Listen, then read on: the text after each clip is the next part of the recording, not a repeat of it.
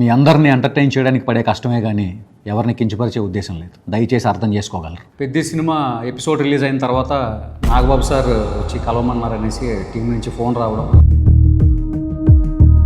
మన షో గురించి ఏమన్నారు, మెగా ఫ్యామిలీని టార్గెట్ చేస్తున్నాడు వీడు, దాని గురించి ఆయన ఏమన్నారు, ఫ్లాప్ సినిమాలు చేసినోడివి హిట్ సినిమాకి ఎందుకు వచ్చావు అంటే పెద్ద నీ దృష్టిలో హిట్ కాదా అండ్ 100% లాజికల్గా పర్ఫెక్ట్గా సినిమా ఉంది అంటే ఇక సినిమా అవ్వద్దు అన్న డాక్యుమెంటరీ అవుతుంది.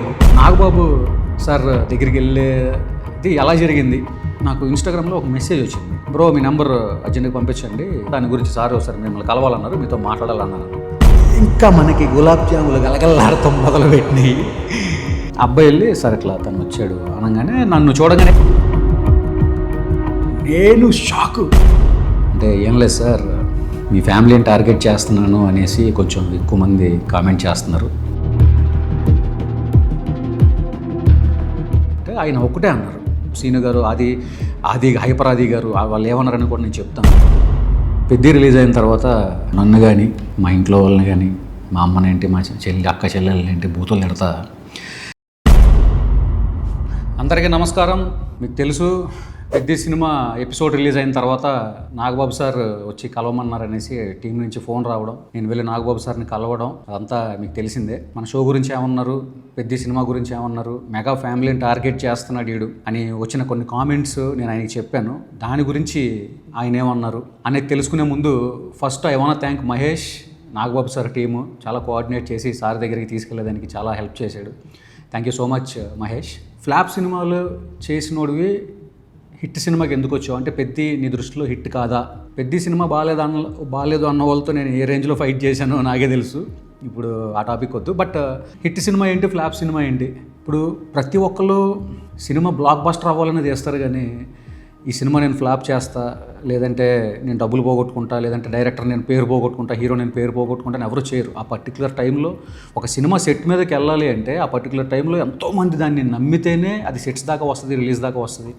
బట్ రిలీజ్ అయిన తర్వాత అనుకున్న కథ అప్పటికి ప్రాపర్గా క్యారీ అయిందా, మధ్యలో ఏమన్నా చాలా చేంజెస్ జరిగినాయా, అప్పుడు అనుకున్న ట్రెండ్ రిలీజ్ అయ్యే టైంకి ఉందా లేదా, ఆడియన్స్ మైండ్ సెట్ ఏంటి, అప్పుడు కొత్తగా ట్రెండింగ్లో ఏమన్నా, ఇలా చాలా ఫ్యాక్టర్స్ ఉంటాయి బ్రదర్స్ ఒక సినిమా హిట్టా ఫ్లాపా అనేదానికి. ఇప్పుడు మనం చూసుకుంటే కలేజీ లాంటి సినిమా ఎందుకు ఫ్లాప్ అయిందని ఏ రోజుకి నాకు తెలియదు. I was a huge fan, I was mesmerised by the movie. అలాగే చూసుకుంటే జల్సా కూడా ఆశించినంత గ్రేట్ మూవీ, ఆశించినంత హిట్ కొట్టలేదు. నాన్నకు ప్రేమతో కానీ లేదంటే నేనొక్కడినే కానీ ఇలా ఎన్నో సూపర్ మూవీస్ ఉన్నాయి. విచిత్రం ఏంటంటే ఆరెంజ్ సినిమా అప్పుడు చాలా ఫ్లాప్ అయింది, నాగబాబు గారు ప్రొడ్యూసర్. రీసెంట్గా రిలీజ్ అయినప్పుడు సూపర్ ఎంజాయ్ చేశారు, సూపర్ కలెక్షన్లు వచ్చినాయి. రిలీజుల్లో అప్పుడు సరిగా ఆడని సినిమాలు ఇప్పుడు బాగా ఆడుతున్నాయి. ఏంటంటే టైమింగ్ అంతే. సో ఇక్కడ సినిమా హిట్, ఈ పర్టికులర్ షోలో సినిమా హిట్ ఫ్లాప్తో సంబంధం లేదు. కథ, ప్రతి కథలోనూ ఏవో ఒక లాజికల్ తప్పుతూ ఉంటాయి. సినిమా కథలో చిన్న చిన్న మిస్టేక్స్ జరుగుతూ ఉంటాయి, మనం వాటి గురించే మాట్లాడుకుంటాము. అండ్ 100% లాజికల్గా పర్ఫెక్ట్గా సినిమా ఉంది అంటే ఇక సినిమా అవ్వద్దు అన్న డాక్యుమెంటరీ అవుతుంది అది. సో మనం హిట్టా ఫ్లాపా అనేది పక్కన పెట్టేసి మనం ఓన్లీ ఆ సినిమా కథ గురించే మనం మాట్లాడదాము.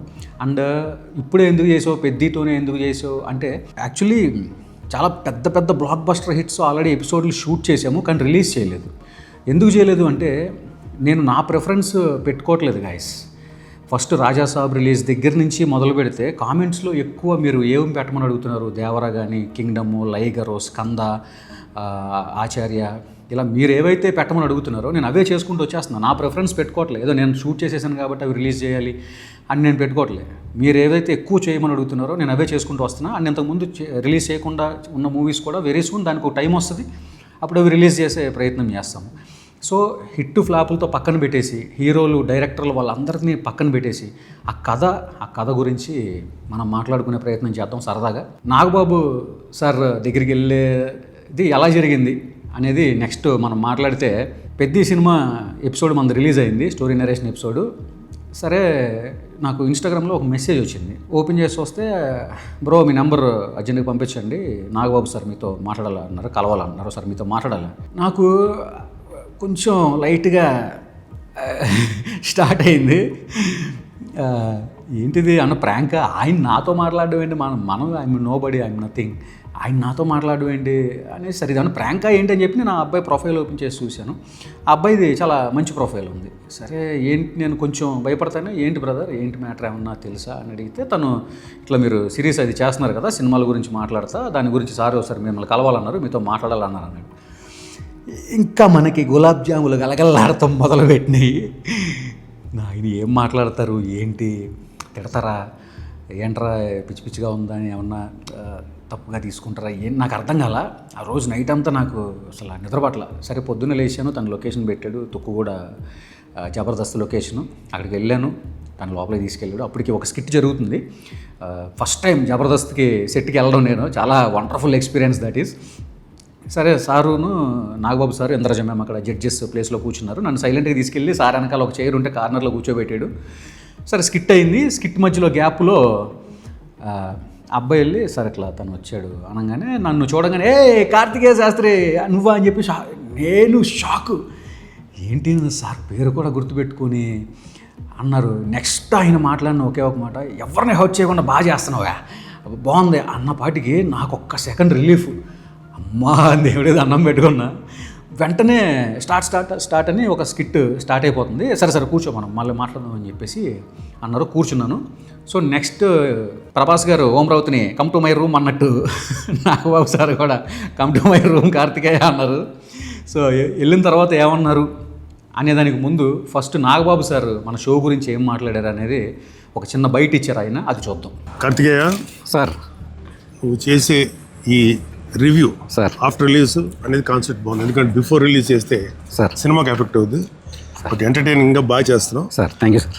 నా వైపు నుంచి ఒకే సజెషన్ ఏంటంటే ఎక్కువగా హర్ట్ కాకుండా కంటెంట్ బేస్డ్గా దానిలో మిస్టేక్స్ ఏమున్నాయి అవి చెప్పు చక్కగా, దాంట్లో నువ్వు బాగా వేస్తావు. Thank you sir. Okay, thank you so much.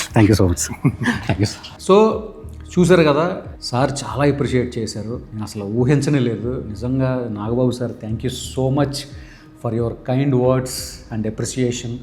నిజంగా తప్పు చేస్తున్నావా రైట్ చేస్తున్నావా అనే ఒక డైలమాలో ఆల్మోస్ట్ ఈ ఐడియా 2 years బ్యాక్ సిచ్యువేషన్ చేయకుండా ఆగిపోయాను. సరే ఏదో చేద్దాం అన్న దగ్గర ఎక్కడో కొంచెం మనం కరెక్ట్ చేస్తున్నావా అనేది. బట్ మీరు ఇచ్చిన అప్రిషియేషన్, మీరు ఇచ్చిన ఎనర్జీ నిజంగా కొండంత బలాన్ని ఇచ్చింది. So come to my room అన్నారు, రూమ్కి వెళ్ళి కూర్చున్నాను. సార్ ఏదో తింటున్నారు, ఆయన నాకు కూడా పెట్టారు, నేను కూడా తిన్నా. ఏంటి కార్తికేయ ఏంటి పెద్ద రిలీజ్ అయింది కదా, ఏంటి అట్లా ఉంది సిచ్యువేషన్ అంటే, ఏం లేదు సార్ మీ ఫ్యామిలీని టార్గెట్ చేస్తున్నాను అనేసి కొంచెం ఎక్కువ మంది కామెంట్ చేస్తున్నారు. కొంతమంది అండి, మరీ అంటే ఎక్కువ పాజిటివ్గానే ఉంది కానీ, బట్ కొంతమంది మెగా ఫ్యామిలీని టార్గెట్ చేస్తున్నాడు అనేది ఉంది సార్ అంటే. ఆయన ఒక్కటే అన్నారు, టార్గెట్ చేసేది ఏముందా, నువ్వేమైనా థియేటర్లో ఉన్నప్పుడు సినిమా గురించి మాట్లాడి రివ్యూలు ఇచ్చి ఆ సినిమాని ఏమైనా చంపే ప్రయత్నం చేస్తున్నావా, దాన్ని ఇప్పుడు నువ్వు చేసేదానివల్ల సినిమాకి కలెక్షన్స్ ఏం ఎఫెక్ట్ లేదు. ఓటీటీలోకి వచ్చిన తర్వాతే చేస్తున్నావు, ఓటీటీ బిజినెస్ శాటిలైట్ బిజినెస్ అన్నీ అయిపోయిన తర్వాత నువ్వు మాట్లాడుతున్నావు, అప్పుడు కూడా మాట్లాడద్దంటే ఎలాగా, అదంతా కాదు, నువ్వు చేసేది కరెక్ట్. అండ్ ఈవెన్ మన ప్రతి ఎపిసోడు సార్ చూస్తారంట, ప్రతి ఎపిసోడ్ ఈవెన్ Q&A ఎపిసోడ్లో కూడా సార్ చూసి మాట్లాడిన ఒక మాట నాకు చాలా ఆశ్చర్యం వేసింది. ఏంటి Q&A ఎపిసోడ్ కూడా సార్ చూసారా అని. నాగార్జున గారు అబ్బాయి సినిమా లెనిన్ రిలీజ్ ముందు నువ్వు ఏజెంట్ ఎపిసోడ్ రిలీజ్ చేయకుండా ఆపేసానని చెప్పి చూసావా, అది చాలా వెరీ గుడ్ డెసిషన్. అది నువ్వు అది కనుక అప్పుడు రిలీజ్ చేసి ఉంటే లెనిన్ మీద ఎంతో కొంచెం ఎఫెక్ట్ ఏమైనా పడుండేదేమో. బట్ అది రిలీజ్ చేయకుండా నువ్వు ఆపేయడం అనేది అది చాలా వెరీ గుడ్ డెసిషన్ కార్తికేయ అంటే. నేను అప్పుడు షాక్ అయ్యా, ఏంటి Q&A ఎపిసోడ్ కూడా చూసారా సార్ అంటే. నేను చూస్తానన్నారు. నేను ఆయన చూడడం మాత్రమే కాదు గైస్, ఎంటైర్ జబర్దస్త్లో స్టోరీ నరేషన్ సిరీస్ లింక్స్ని ఆయనే అందరికీ ఫార్వర్డ్ చేస్తారంట. గెటప్ సీను గారు, ఆది హైపర్ ఆది గారు, వాళ్ళు ఏమన్నారని కూడా నేను చెప్తాను. సో ఫస్ట్ సార్ ఏంటంటే చాలా పాజిటివ్గా తీసుకున్నారు. అండ్ మెగా ఫ్యామిలీని టార్గెట్ చేసేది ఏముంది, నువ్వు వేరే సినిమాలు కూడా చేసావు కదా, అండ్ థియేటర్లో ఉన్నప్పుడు ఏం మాట్లాడట్లేదు, అండ్ థియేటర్లో ఉన్నప్పుడు రిలీజ్ చేయకూడదు కూడా అని ఏజెంట్ నువ్వు రిలీజ్ చేయకుండా ఆపేసావు. You are going in right way, నువ్వు బాగా చేస్తున్నావు. సినిమాల్లో చిన్న చిన్న తప్పులు సరదాగా మాట్లాడే ప్రయత్నం చేస్తున్నావు, అందరిని ఎంటర్టైన్ చేసే ప్రయత్నం చేస్తున్నావు. ఈవెన్ నువ్వు చాలామంది హీరోలను పాపం తిడతా ఉంటారు, డైరెక్టర్స్ని తిడతా ఉంటారు, పాపం నువ్వు ఎవరిని టార్గెట్ కూడా చేయట్లేదు, సరదాగా కథ గురించి మాట్లాడుతున్నావు అంతే. నువ్వు ఏం పట్టించుకోవద్దు, జాగ్రత్తగా ఒక లిమిట్ అనేది క్రాస్ అవ్వకుండా నువ్వు ఏదైతే చేస్తున్నావో ఆ పని నువ్వు చేసుకుంటా పో అని చెప్పి ఆయన బ్లెస్సింగ్స్ ఇచ్చారు. అండ్ ఇంక ఫర్దర్గా ఇంకా ఏం చేస్తే బాగుంటుంది, ఇంకా ఇంట్రెస్టింగ్గా అంటే కొత్త పదాలు యాడ్ చేసే దగ్గర లేదంటే వేరే దగ్గర సార్ చిన్న చిన్న సజెషన్స్ కూడా ఇచ్చారు. అవన్నీ కూడా దృష్టిలో పెట్టుకుని ఫర్దర్ ఎపిసోడ్స్ ఇంకా ఎంటర్టైనింగ్గా ఉండే ప్రయత్నం చేద్దాం. అండ్ నిన్న గెటప్ సీను గారితో కలిసి కొరియన్ కనకరాజు మూవీకి ఒక చిన్న ప్రమోషనల్ బిట్ చేసామండి. ఆనెస్ట్లీ స్పీకింగ్ అసలు అది చేస్తున్నామని సార్కి, నాగబాబు సార్కి తెలియని కూడా తెలియదు. నేను అక్కడ మహేష్ ఉన్నాడు కదా, నాగబాబు సార్ టీము, మహేష్ ఆ కుర్రోడు, బ్రో ఇట్లా మీ స్టైల్లో ఏమైనా చేస్తే బాగుంటుంది, అటు సైడ్ ప్రొడ్యూసర్, రేపు మన సినిమా రిలీజ్ ఉంది కదా 2 డేస్లో అంటే, అప్పటికప్పుడు చిన్న స్కిట్ రాసి అటు సైడ్ ప్రొడ్యూసర్గా గెటప్ సీన్ గారు నేను చేసాము. అసలు నిజంగా గెటప్ సీన్ గారు, నేను సార్ వెనకాల కూర్చుని ఉన్నా, ఆయన స్లోగా ఇట్లా చూసుకుంటూ వస్తున్నారు దూరంగా, గెటప్లో ఉన్నారు, స్కిట్ గెటప్లో చూస్తున్నాను. నేను చూస్తున్నా ఏంటి మనం ఇంకా చూస్తున్నారా ఏంటి, దగ్గరికి వచ్చి అయితే ఓకే అన్నారు. ఓ సార్ మీరు కూడా చూస్తారా, లేచి దండం పెట్టి.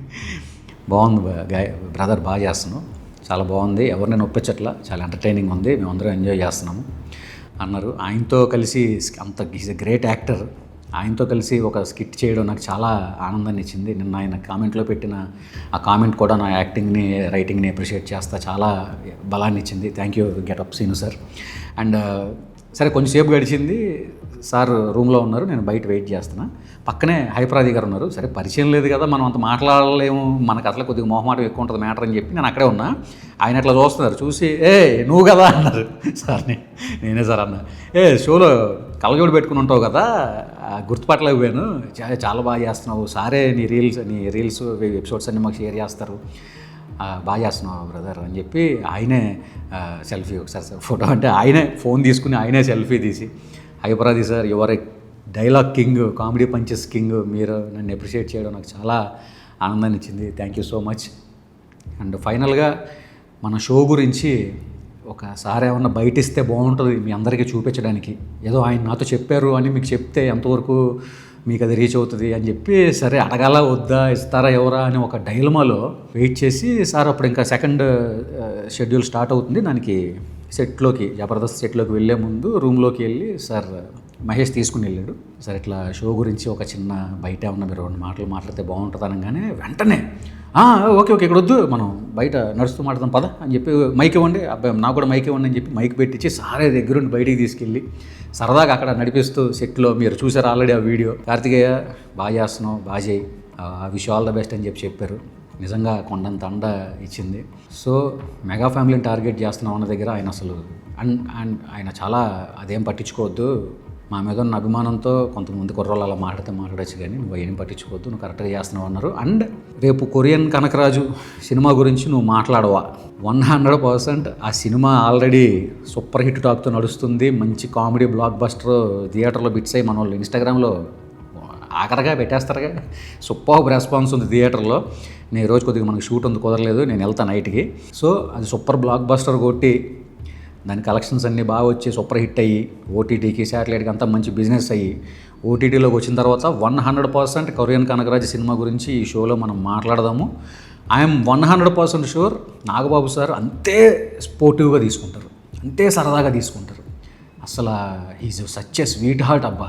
నాకు అసలు ఏంటంత అంటే నేను అంత పెద్ద సెలబ్రిటీ, అంత పెద్ద మనిషితో నేను ఉన్నానన్న ఫీల్ నాకు రానివ్వాల. ఎంత సరదాగా జోవియల్గా, నాతోనే కాదు ఈవెన్ సెట్లో అందరితో, అక్కడ రైజింగ్ రాజు గారితో లేదంటే వేరే అదర్ ఆర్టిస్టులతో కూడా is such a sweet heart. ఎంత ఫన్నీ అంటే ఏదో సెలబ్రిటీ అన్న ఇది అసలు ఎక్కడ ఆయన ఆరాలో ఉండదు, అది ఒక చాలా వండర్ఫుల్ ఆరా ఉంటుంది ఆయన దగ్గర. And thank you so much Nagababu sir, మర్చిపోలేను మీరు ఇచ్చిన ఈ ధైర్యం. అండ్ ఫైనల్గా గైస్, పెద్ద రిలీజ్ అయిన తర్వాత కొంచెం నన్ను కానీ, మా ఇంట్లో వాళ్ళని కానీ, మా అమ్మనేంటి, మా అక్క చెల్లెళ్ళేంటి బూతులు తిడతా చాలా మెసేజెస్ కానీ కామెంట్స్ కానీ వచ్చినాయి. ఐడీస్, ఆ ఫొటోస్ రివీల్ చేసి మిమ్మల్ని అందరినీ బాధ పెట్టే ఉద్దేశం లేదు, మిమ్మల్ని అందరిని ఇబ్బంది పెట్టే ఉద్దేశం లేదు.